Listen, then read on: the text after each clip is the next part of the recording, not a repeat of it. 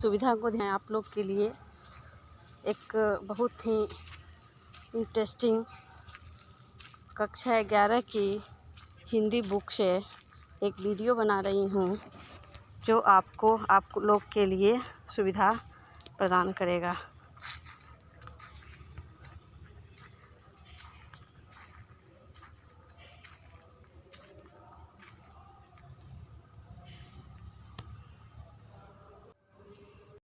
प्रस्तुत पद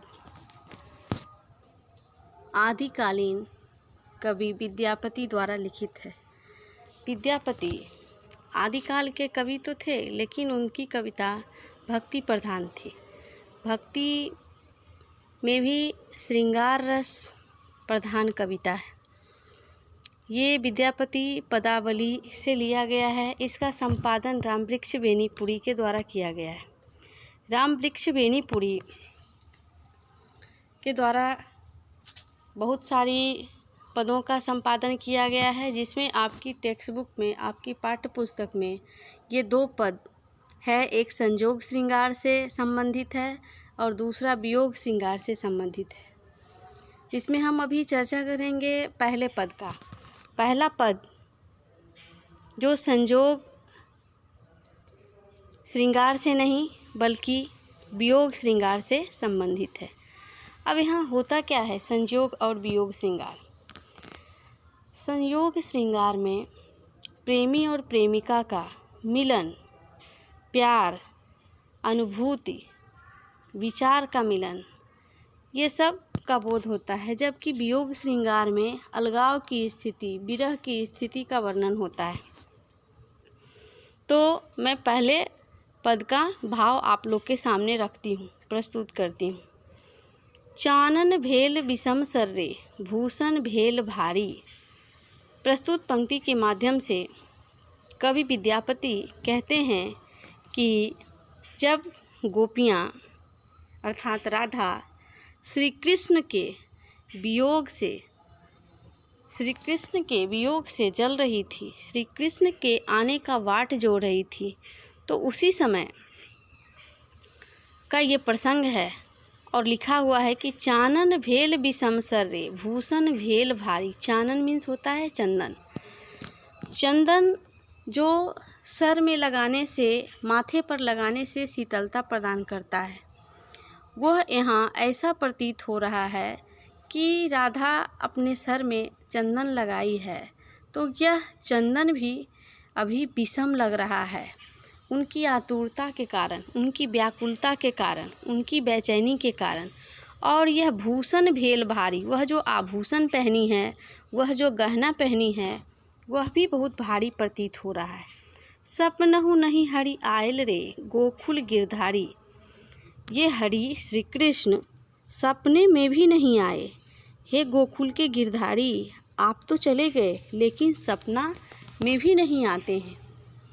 नेक्स्ट पंक्ति में है एक सरी ठारी कदम तरे, पथ हेरथी मुहारी। मतलब एक जगह पर राधिका खड़े होकर कदम के नीचे पथ हेरती मुरारी, श्री कृष्ण का बाट जोह रही है, श्री कृष्ण को खोज रही है। हेरथी मीन्स खोजना, मतलब रास्ते पे श्री कृष्ण को खोज रही है। हरि बिनु देह दगद भल रे। हरि के बिना, श्री कृष्ण के बिना उनका जो मन है वो विचलित हो रहा है,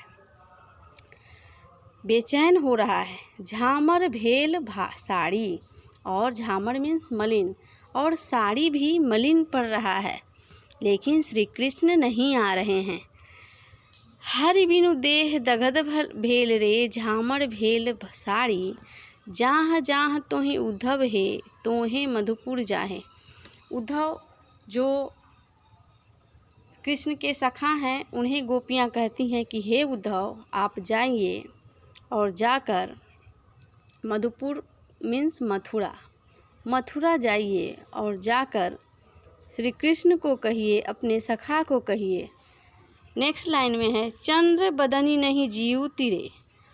चंद्र बदनी नहीं जीव तिरे, बध लागत काहे। मतलब चंद्रमा रूपी मुख, चंद्रमा जैसे सुंदर मुख वाली राधा अब जीवित नहीं रहेगी, अब जिंदा नहीं रह पाएगी और इनके मरने का, वध करने का आरोप भी श्री कृष्ण को ही लगेगा।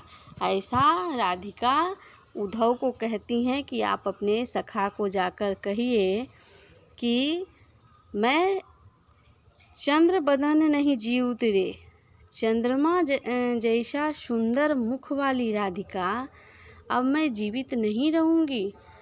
और यदि मैं जीवित नहीं रहूँगी, यदि हमारी मृत्यु हो जाती है तो इसके वध का भी आरोप श्री कृष्ण पर ही जाएगा, क्योंकि हम प्रेम की विरह में ही हमारी मृत्यु होगी।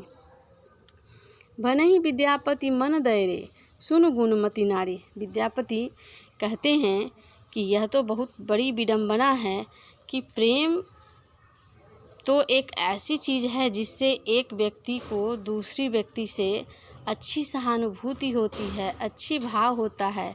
यहाँ तो एक व्यक्ति दूसरे के लिए मर रहा है, ये तो ठीक नहीं है।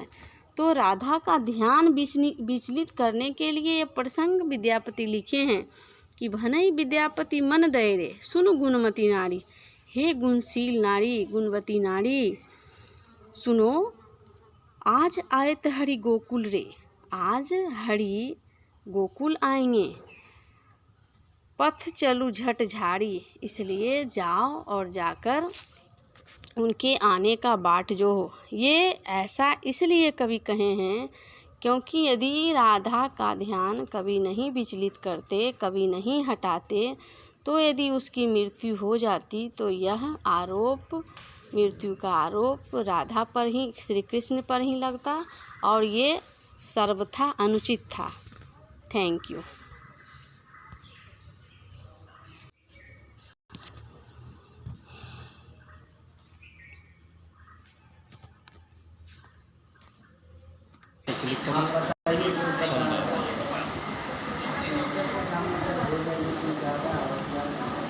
कंटिन्यू हो रहा है, बन रहा है फिर से बन रहा है, वो बन रहा है वीडियो।